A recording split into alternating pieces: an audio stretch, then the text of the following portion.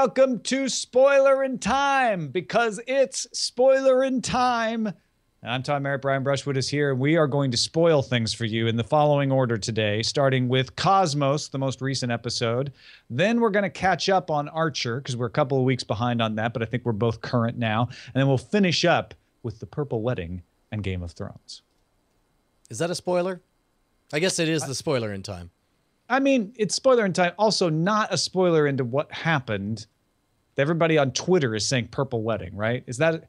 It's I'm okay, sorry. fine. I'll spoil it. Freaking Prince shows up and just starts melting with these axe riffs that blow your mind, and everyone just goes nuts. Turns into a dance party. The Purple Rains of Castamere, my favorite. Purple Rains of Castamere. All right, let's go ahead and jump in with Cosmos. I want you to go first. Okay. Of the past three episodes, I feel have fixed most of my issues with Cosmos, of the issues that I had. This episode, however, I walked out and brushed my teeth in the middle. Really? And I don't know why. I don't know if it was just because I know it's because I'm so up to speed on subatomic physics, Brian. No, it's like I was running into that thing where it's like, okay, this is cool stuff and I love it, but they're covering something that I already kind of know about. And so I'm just going to go do this. And I was coming back in and keeping an ear out. And when they started talking about, the forging of the elements in the sun, I was like, okay, I think they're leading up to someplace interesting. And I ran back out. I thought it was a good, tight episode. I thought Neil deGrasse Tyson was at his best because he's in a familiar territory. I thought the animations were used appropriately. And they had some cooler animations now that weren't cartoon animations, but were just sort of CG animations. But somehow at the end, I felt like I should have been more excited about this than I was. I think it boils down to we all have our favorite subjects in science, and chemistry and biology are not yours compared to astrophysics. No, but that's the thing is I love subatomic particles. My favorite song is by the Wannabes called Subatomic Girl, because it has a bunch of puns on quarks and gluons.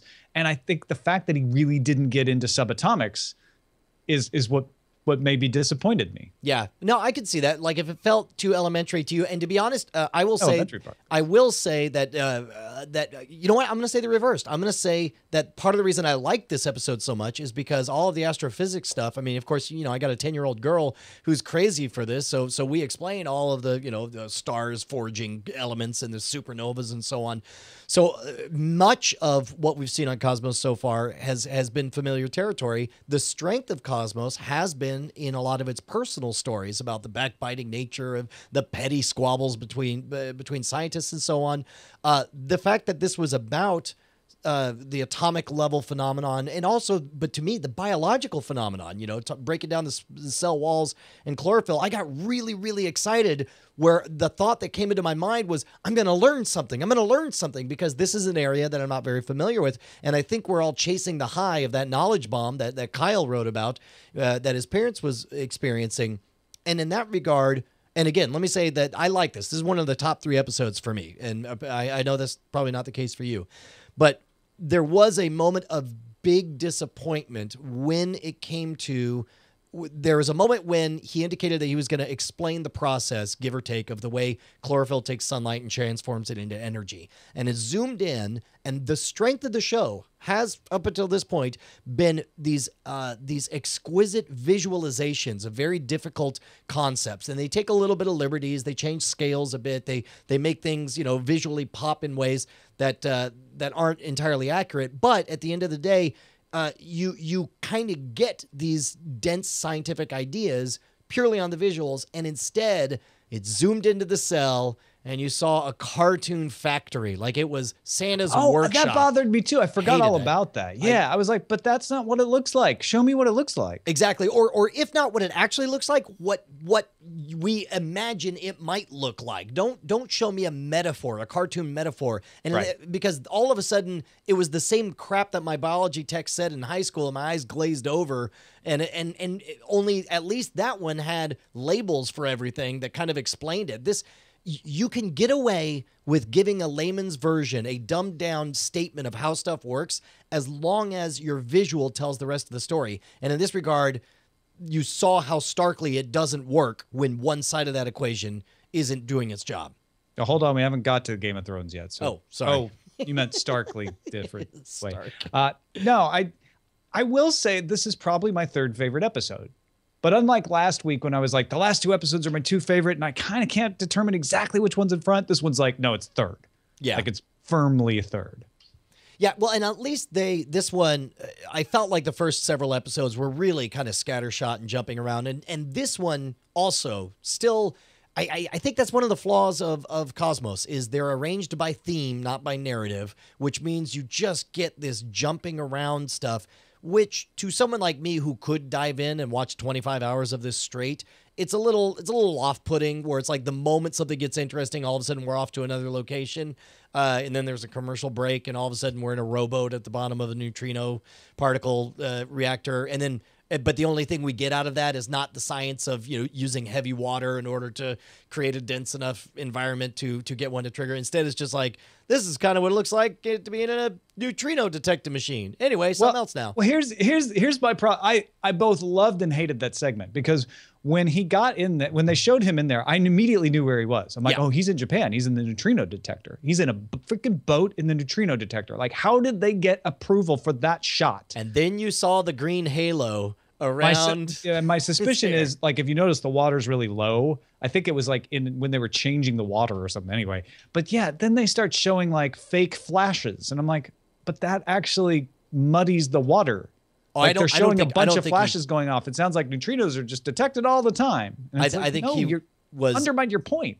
Yes. Well, first of all, I don't think he was actually in there. I think that they maybe sent cameras there, but I think he was in a green screen in a sound stage in a kiddie pool. They probably put him on some water so he could dip his hand in there. But yeah, it was a good shot though. The idea of him being on a little like pontoon boat in the middle of the Kamaoka detector just thrilled me. I don't even care if it was faked. That was well, agreed. And plus it doesn't matter. It's not like, we really thought he was in a spaceship of his imagination flying around anyway. It's like, that actually bothers me that they use that. They kind of overuse that metaphor. I was like, oh yeah, spaceship of the imagination. And that's what it looks like. But then they actually use it for transitions. I'm like, but he's not really in a spaceship. Well, here's the problem is that they have to write this stuff, and I'm going to forgive them this. This is broadcast. This is massive distribution. This is an unprecedented in this modern age type of event, which means they have to assume that everybody's watching the show for the first time. So you notice they've not once brought up their calendar without explaining that it starts at the beginning of the universe. Sure, that's a good point. At the end, and likewise, same thing. At least this time they got a little coy and said our imaginary spaceship only needs two things, science and imagination. So I mean, again, there's some. And lots of gas. Yes. It runs on fossil fuels, kerosene, because it's imagination. Let's see. They made sure to dig on climate change, and I can't remember if they dig on religion this time. There was a I don't really pay attention to that stuff anymore. I have talked to a lot of friends who are religious and believe in God who still love Cosmos, and they don't feel like those backhanded slaps are either that bad, or even in some cases they're like, I don't even disagree with them. It's like, my church doesn't do that, so I don't care if they slam on that stuff. To me, it's just, now that we've talked about it, it's like once you see a thing, you can't not see it. And it's like it just like points out. It's like once you know to look for certain green screen effects or continuity issues, it's like you just see it. Yeah, you can't not see it. Is it a lady or a candle? Oh man, now I see both. No. I don't know where that came from. Let's talk about Archer and phrasing. Yeah. Tired of that meta joke in a big way. You know what I've noticed they're doing this season, and I think I still like it, although now you're starting to convince me maybe I shouldn't, is it feels like different writers are writing different characters, and I don't know if that's true, and like saying things that then the other writer's character will then make fun of them for saying, right? Yeah. Like Archer constantly going, wait, I had something for this. As if the writer was like, oh, I can't figure out what this is. And they're like, well, just write that. That's funny. Yeah.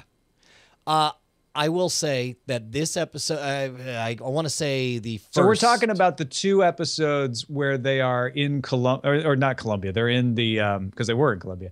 They're in the dictatorship. Yeah. San Marcos, and they're at the Palace of El Presidente. Hey, you live near San Marcos, right? Yeah, my wife lived in San Marcos when she went to Southwest Texas University. Is it really like that? Yeah. Yeah. Okay, so number one, here's the bad news first. I think I'm just getting worn out of like Archer's not doing it for me like it used to. It's just sort of like I'm just waiting for it to get through. I don't hate it. I don't begrudge it, but it's like I don't know. Just in general, I'm just sort of like, no, it's good. It's good. It's Archer. I feel that way in a positive sense, though. Like, I'm not rushing to text message people like, oh my God, did you just see Archer? That was the best thing. I'll agree with that. But I watch everyone and I laugh and I have a good time and I get exactly what I paid for. You know, it's like going to the burger place and the burger hasn't changed, but it's still a damn good burger. It's Blob's Burger, actually. Blob's Burger. And that's fine. And I don't want anyone saying like, oh, now Brian hates Archer. I don't hate Archer. I love it. It's great. It's great. It's Archer. But I will say that in this episode, the only moment that made me genuinely laugh out loud was the conversation between Cyril and Ray Gillette when they're talking about how they're always sharing rooms, and then Ray Gillette says some kind of like oh, but I don't know, would you? And then Cyril like half indicates that he's like, well, there's nothing wrong, maybe I would, and then Gillette calls him the F word. It was amazing. That was a genuine surprise. No, it was. And I guess the problem with Archer is at a certain point they've covered so much otherwise surprising ground that there are fewer places for them to shock you. There are fewer places for them to sneak up and surprise you like that. And in that second San Marcos episode, the whole bit with Archer and the dictator's wife did fall flat for me because I'm like, yeah, okay, how many times have we gone through this scenario? And I know they're trying to freshen it up with the Archer, like, no, I'm trying to quit having sex with people I don't know, but I know her now. Well, you didn't the first time. It's like, okay, but that didn't ruin it for me. It was just one strain amongst many that I enjoyed. Yeah. All right. It's good. Archer. It's good. Well, I didn't give the symbol last time. That hurts my hand. There, that's a G. Can you see? Yeah, there you go. I got to break my thumb to do this. That's good. Time for Game of Thrones, ladies and gentlemen. What was the name of this episode? I don't know. The Purple Nurple. Purple Wedding is the hashtag. No, but it's I don't know, like two hearts lions or something. Two hearts that beat as one. There you go. Is not the name of the two episode. Of hearts. Although I really am attracted to the idea of the Purple Rains of Castamere, and I hope somebody makes that mashup. The Lion and the Rose. There you go. Is the name. Written by George R. R. Martin, which my wife wanted to go get tacos at about 5:45, and it airs at 6. And I said, wife, Eileen Rivera, we are not getting tacos because Game of Thrones is on. She's like, well, we can watch, we can get tacos and come out and watch it. I'm like, tonight's episode was written by George R. R. Martin. And she said, oh, I have some pot stickers in the fridge we can warm up to eat. That's good. Now, that was the anticipation before the show, Brian. I know what's happening in this show. She doesn't. Oh, man. I felt like the show really dragged. Dialogue was great because it's written by George R. R. Martin. But the pacing of the elements, and maybe it's just because I'm like, please just get us to the end, really, really didn't work for me until the wedding. And at the wedding, Eileen didn't have any kind of shock. She's like, I pretty much saw this coming, and I'm so glad. She's like, good riddance, thank goodness. But it wasn't like the Red Wedding episode. It wasn't like even Blackwater, where you're like, whoa, that was an amazing episode. It was like, okay, we finally got that done. And I still think it was done well. But overall, the episode just, felt like another episode. Man, wow. I would disagree with you, sir. Compared to last week, last week was nothing happened compared to this week. First of all, we got to see characters that they didn't get to in last week's episode. We got to see the continuing mind destroying of Reek. Theon Greyjoy loved the scene that they wrote to show the fact that he broke the news about his half brother, I guess, basically dying while the blade is against his neck, and that's how broken he is. He just keeps on shaving him. I thought that was electric. I thought it was good to see. No, it was a straight razor. Okay, I see what you did there. I thought it was great to see kind of the pushback from what's his name? Roose Bolton to his bastard. Again, this is a lot of stuff that is all the way 2 books in the future, right? It's like in book 5. Well, because it's done in flashbacks in Dance with Dragons. Right. Correct. But also what's not, we also see the first time that Bran does his warg trick into a Godswood, and that was a real-time event from book 5 that although it's a real-time event in which he experiences flashbacks from the Godswood. I thought they did a good job of explaining, in the books, this makes it clear that the Godswoods are so ancient, they see everything, and it's almost like time travel. You can see any point in the past or whatever. And as it was happening, I remember thinking, like, this is the scene in the book where they actually have Ned Stark full on make a cameo where you see him very much alive, sharpening ice at the time, which again, I like that because we had just seen last episode, the melting down of ice, the, into the 2 other swords. To see a whole Ned Stark, you don't see his face obviously because they don't want to pay for Sean Bean, but you see him and ice in that brief 2 seconds. It was like, oh wow. It was I really felt something during that. Everything else, like the wedding, so pregnant, so full of anticipation for me. I really, and this is sincere, my only complaint, and apparently I'm in the minority, which I'm glad I'm wrong on this, as I thought his initial coughing fit just looked really fake to me. And when the king drank the wine, and was like, oh, no, I'm fine, and drank whatever. That just looked like a kid pretending to act to me. But apparently I'm in the minority. Everyone else thought it was great. What of the everyone else thought the death episode was great, or the death rattle? Well, I asked Bonnie whether or not. The death rattle I think is fine once you bring in like the awesome. You mean the coughing? No, I'll actually agree with you on that. I thought the coughing was a little less dramatic than I expected. I was like, no, come on, give me something real. But mostly I agree with you about the wedding. Or I at least agree. It's opinion, right? I had the same reaction. Like, this is good anticipation. This is good tension building. This is all like exactly the way I pictured it in my head. This is awesome. I really don't care about the Reek story all that much. And I didn't in the book either. I was sort of like, okay, I get it. It's interesting. Oh my God. Wow. It pays off a little later for Reek, which we won't see until much later seasons. But this part, I just feel like, oh, we've got to get through this to establish. That's amazing. No, to me, that horrific breakdown of the torture when I was reading book 5, like that was the darkest crap I've seen in the entire series. And it was so horrific to me to watch somebody so broken and evil on the inside to derive like my horror as a reader to even understand what he's doing to this guy and the abject joy on this bastard doing it. To me, it is a horrific place, and I don't like being there, but it is a very potent place. But it sounds like it doesn't really make much of an impression on you. It's just not translating then. It doesn't feel potent. It feels crass somehow to me. Yeah, I don't know. I think the perverseness of him being so broken that he believes it and likes it and participates in it, that's what just totally mind screws me. It makes it very, very strange. It's, yeah, at any rate.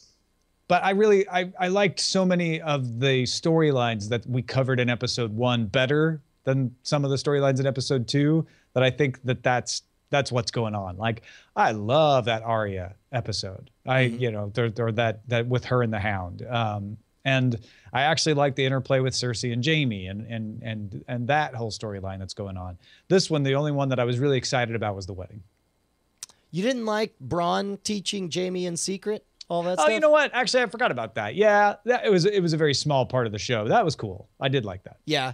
I'm trying to think of what else was there ahead of time. We got Bronn and Jaime. We got you know what? I did really have a problem because this changes things, and I don't know if there's any way for me to express this without being a minor spoiler from the book. But there is a scene, and I'll make sure to tell you when I get into the book stuff.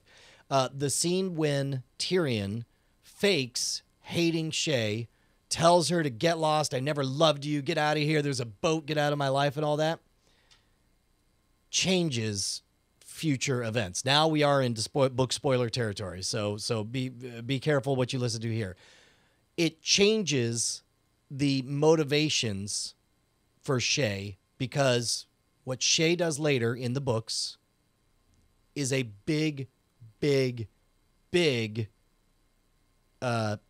again, book spoiler happening. It's a big betrayal and a big shock. It will not be. Do we know she's not going to do that? I mean, I assume they've been very faithful to the important parts of the book, but I assume that that when that happens, it will not be nearly as big. It will make sense because she's someone who's been hurt. Like, the fact that she did it without being someone hurt in the book was what was horrific about it. The fact that she does it, I'd be pissed off too if I was Shay and someone just turned around and dumped me and said he never loved me. And so it changes that thing, which I'm not. Because I see, I'm forgetting the order of events. It happens before he tries to get her into the boat. Correct.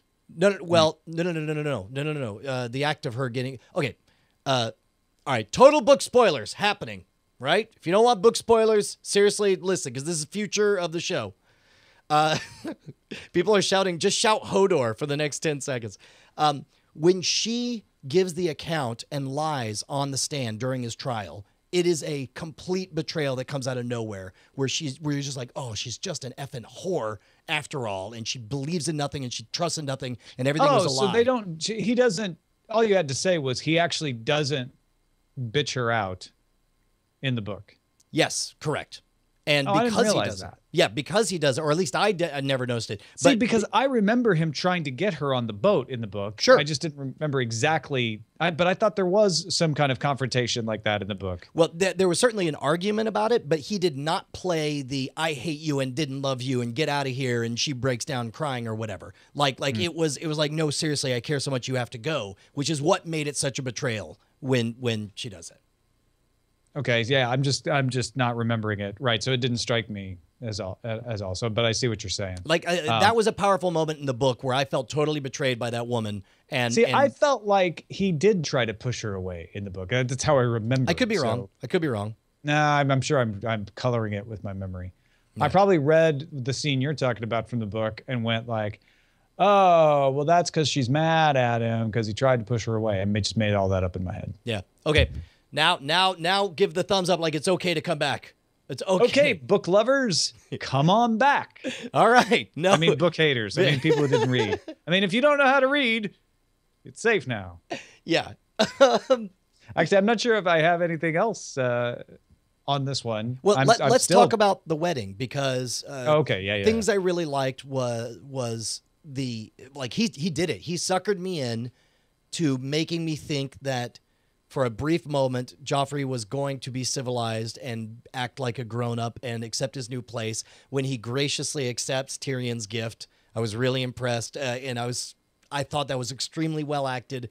And then the double middle fingers we got when he just whips out his sword and chops up the book, and all of a sudden he's darker and more evil than ever. Like, I almost wanted to believe / buy that he could still be just as evil and hateful and yet reach a new level of manipulativeness where he understands that it's important to put on appearances. But the fact that he's just still a raging barbarian in a child's body was awesome. Well, and you know what? They could have skipped that, right? Because they know they're going to get rid of him at the end of this episode. So why even bother building that part of his character? But I love the completeness of it, where they show like, this is the Joffrey he's growing into. The ability to say, time of wisdom. We need the wisdom and stuff. And then, manipulate that way. But he isn't there yet. And so when he gets the sword, he hasn't grown up enough to keep that appearance up. And he just can't help himself. Right. And I just think that's so exactly right for the depiction of Joffrey as a character and who he's going to grow up to be. Except that we know by the end of the episode, he's not going to grow up to be anybody. Right. He'll grow up to be worm food. But the important thing was how great, starting from the moment when Joffrey stands up and introduces the little people doing their version of the Five Kings and the whole thing clearly being an insult specifically to Tyrion, and to make light, and the fact that it cuts over to, I'm king in the north, and everyone laughing, cut to Sansa, and it's like, whatever, look, I'm giving you my butt, I'm Renly Baratheon, and then cut over to Sir Floris, Sir Loras? Sir Loras. Loras. Yeah. Knight of Flowers, yeah. To guy who makes flowers. Yeah, yes, exactly. On Renly. Well, that's a mashup. And so all of that was electric, as you saw just how inappropriate it is and how clearly lost in genuine, guileless joy Joffrey is at this whole thing.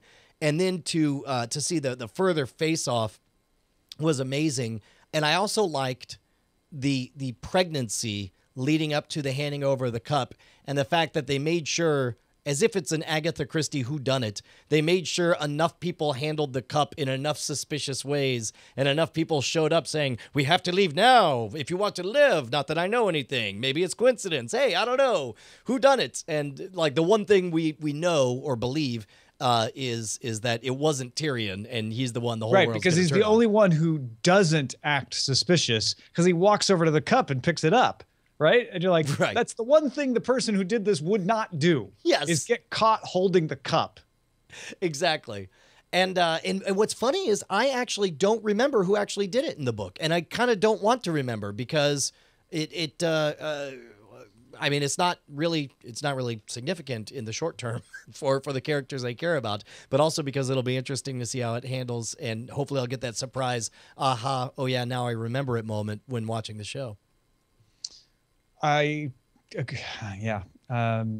looking forward to the trial. I'm looking forward to the games that are played, if you will, as a result of this trial. And they recast the Mountain. They did. Yeah, they've got a I think it's a former wrestler, if I'm remembering right. To play him. To be honest, I don't know how much I care, because half the time we see him, he has a helmet on. He's just in armor, so I think that's why it doesn't matter too much. But I'd be way disappointed if they recast the Hound. The Hound is so you couldn't do that now. Yeah, he's great. Dario being recast has thrown me off, and I know we didn't see him in this episode, but I was watching episode 1 before, and I actually, it took me a while to understand that was Dario. Even though they said it was Dario, I just kind of didn't put it together like, oh, right, that's the guy that looked the other way before. So that still kind of bugs me. Well, and plus also, they didn't even bother to make him look close to it. I know. Like, exactly. If you're going to replace J. Jonah Jameson in the next Spider-Man movie, to give him a crew cut and a mustache, right? I mean... Right, exactly. He had blonde hair, and now it's all filthy brown. That's almost a daytime soap opera move. Like, we called him Dario, so he's Dario. Yeah. Hey. Well, and it's tough because I know that he's he obviously has a big part in a lot of. Well, and I know it wasn't their choice to recast him. Apparently, it was the actor who moved on. But still, I mean, that's one of the things is they can make it look like the character as they cast him originally. Yeah, right. Yeah, well, maybe they were short on makeup. Nah, you know what? They didn't like the way that first actor looked. Anyway, I'm gonna call it. That's lazy. It's lazy. Boo! You took us out of the story without justifiable reason. Yeah, well, it didn't take me out of the story the first time I watched it. It was only after people's like, oh, they changed Dario. I was like, oh, that's that Dario's that guy, and that was supposed to be that guy? Yeah. Okay. I was just confused. Yep, agreed. I'm a confused old man watching this show sometimes, Brian. Well, it's not, you could be forgiven. It's not like you're having a hard time understanding, the Big Bang Theory. Right. It's a show, reputed to be extremely dense and too many characters. Dario? I like the first Dario. It's like when they changed Darren's on Bewitched. Right. Wait a minute. What happened to the old Darren? Amazing. Where's Captain McLean Stevenson? Well, I'll tell you what, man. I loved this episode, and that's okay that I'm the only one, apparently. Now I get to cast you as the person who hates it. Oh, actually, one more piece that I absolutely adored in this episode. It's a brief piece. Is when Tywin Lannister and Lady Olenna Tyrell get to spar, get to have a little vocal battle. That was just gold. Yeah, that's good. Oh, doggone it! Somebody just forwarded me a link, and now I do remember who did it. That's right. Thanks, jerks. Oh, yeah. Don't look. Yeah. Kind of more fun not knowing. Thanks a lot, guy who sent the link. Boy, is it weird for you to see, like, I saw actual articles that said how they kept a secret about tonight's episode or last night's episode of Game of Thrones. Like, this was a legitimate news article. Like, everybody was so quiet because they knew it'd be such a shocker. Yeah, I saw that same article. I was like, are you guys high? What? Like, I don't think it really worked the way you think it worked. Well, article. And plus, also, it's not like The Walking Dead where they've killed characters out of order and gone so far off the source material that nobody expects them to. Like, they've been amazingly authentic. The changes have all been very small and very understandable and all meant to serve the larger narrative. To change whodunit would be huge. Yeah. No, I think it's silly. Like, the world conspired to keep anyone from knowing what was really... No, didn't. I told some people. Actually, you know, what's funny is my nephew was so upset about Joffrey and wanted him to die after season 2 that he went to Wiki of Ice and Fire and looked up Joffrey just to see what happens to him, and so he could feel better. And so then he came back. He already knew. Like, if it was just going to be constant torture of this guy getting away with everything, he just didn't want to have anything to do with it. Yeah, it was basically like, he better die. He's got to die, right? And then he looks, okay, good. That's amazing. Yeah. Awesome, man. Well, hey, I thought it was a great episode, and of course, we're still 100% in. And man, how great that a show could take up half of our entire episode of Spoilerin time just talking about all the nuances. It's a good damn show, isn't it? It's better than a bread box. It's better than a bread box. That's my thing. You know, people say like bigger than a bread box. I think you should compare everything to a bread box. I think a bread box should be full bread box full of bread. I think it should be like when somebody says like, "How bright's that star?" They're like, "It's brighter than a bread box." It's or darker than a bread box. Brighter than a bread box on fire. It's taller than a bread box. Oh man, she's sexier than a bread box. Like just the bread box is the one universal constant. Broad box. The broad. Okay, hold on. Now you're just being sexist. There are proper terms you use. I apologize to all of the bread boxes in our audience. Awesome. Thanks, guys. I think that's it. That's all I got. Yeah. Bye. Dude, that hurt worse than a bread box.